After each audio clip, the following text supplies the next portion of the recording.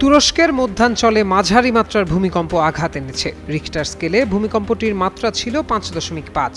এতে এখন পর্যন্ত কোনো ক্ষয়ক্ষতির খবর পাওয়া যায়নি। দেশটির দুর্যোগ ও জরুরি ব্যবস্থাপনা সংস্থা এএফডি জানিয়েছে, ভূমিকম্পের কেন্দ্র ছিল নিক্সার শহরে, যা তোকাত অঞ্চলে অবস্থিত। গরমে আরাম নিয়ে হবে না হাহুতাশ, ঘুরলে পরে ওয়ালটন ফ্যান বাতাস আর বাতাস।